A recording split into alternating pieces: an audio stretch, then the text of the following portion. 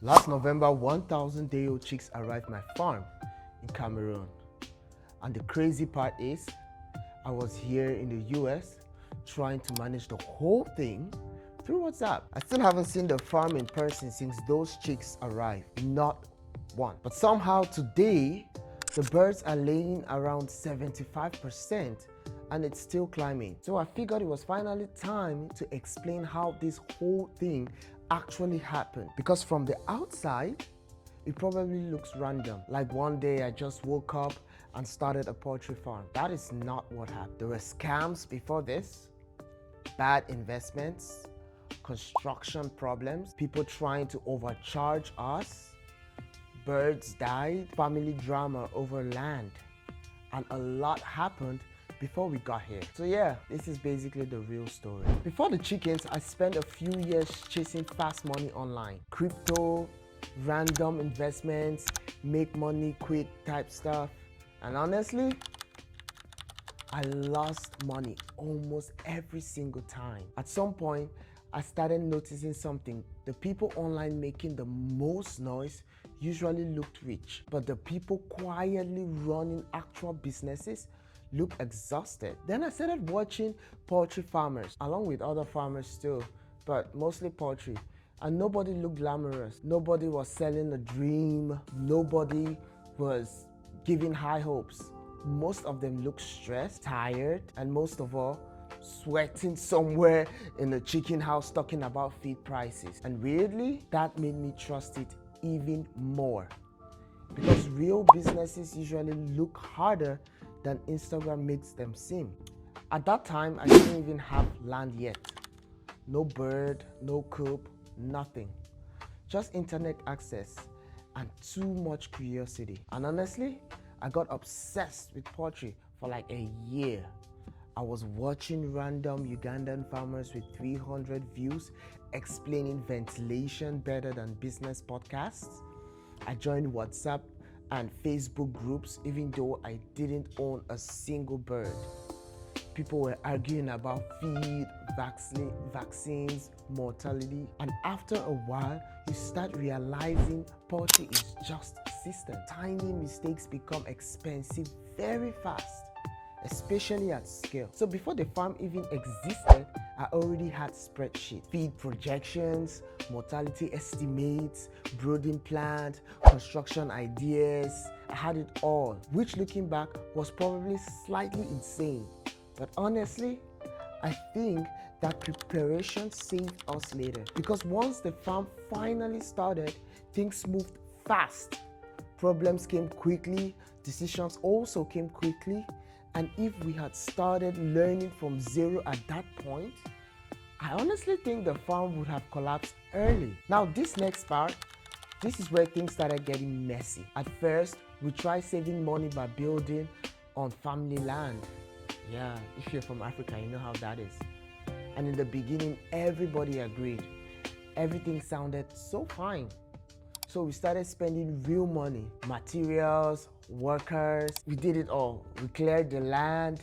Then halfway through constructions, this was after we were done with the foundation, everything changed. Suddenly we were basically told to stop work, to stop building. And because nothing was written down properly, we had no paper trail, nothing, there wasn't much we could do. And that was probably one of the most frustrating moments in this whole project. Not even just because of the money, it felt like all the momentum disappeared overnight.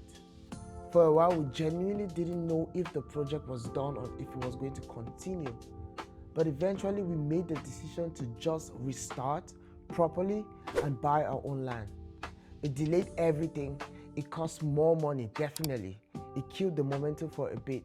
But honestly, I think it was one of the best decisions we made because once the land was actually ours, everything became simpler.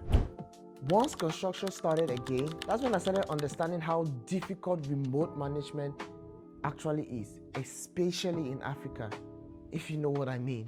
Because if your systems are weak, people will take pretty good advantage of you, and we found that out very quickly. Our first carpenter was massively overpricing material. Like if one board cost $5, suddenly somehow it cost $8. And somehow we also needed double the amount. At first it was hard to catch because I was here in Minnesota and everything sounded believable over the phone. But eventually the numbers just stopped making sense. So I changed the whole structure. The first thing we did was fire him. We started verifying the expenses properly for every little thing.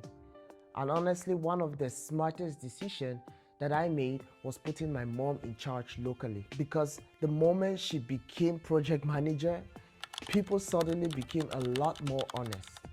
Funny how that works. And after that, things started running way smoothly. I focused more on planning and the system. My mom handled the execution on the ground. And eventually, we found genuinely solid people. Some of the workers we still use anytime we have something to build. That whole experience changed how I think about business, honestly, especially the remote ones. The wrong person can quietly destroy a project without you realizing how much money is actually reaching. By November 2025, the coop was finally ready.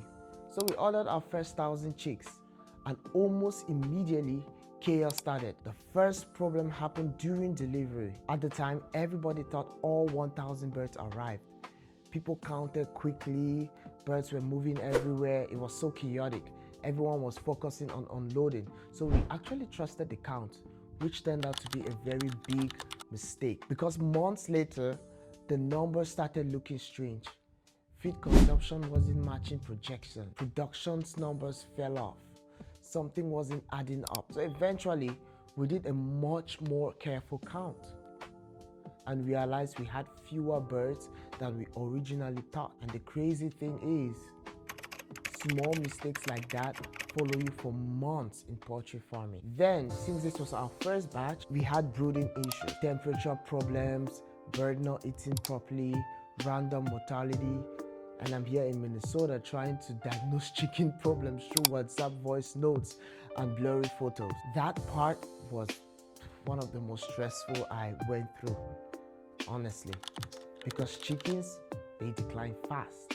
A problem in the morning can become serious by night if nobody catches it early. So eventually we became obsessive about documentation. It actually helped because mortality reports, feed intake, temperature, behavior, all of those things, everything, and slowly things stabilized. The birds started growing properly, mortality slowed down, systems improved.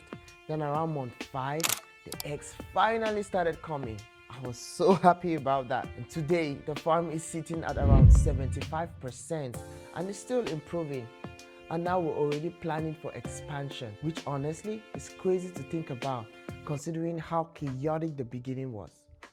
Most of this operation is still managed remotely from my office in Minnesota, which focused us to become more organized very quickly. Daily reports, photos, voice notes, and clear responsibility. Information has to move fast or problem grows quietly. And honestly, that's the part of why I started building Eating Track, because I couldn't really find software that matched how we actually operated. But the software is only part of it.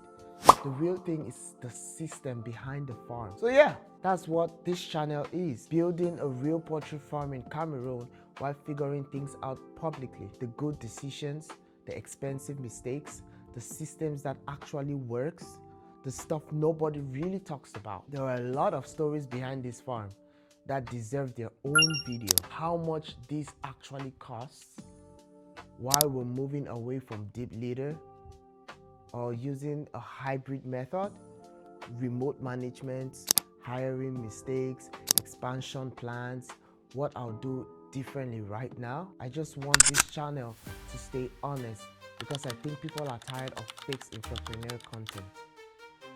So if you're into farming, business, system, or just watching people build things in real time, subscribe. We're just getting started.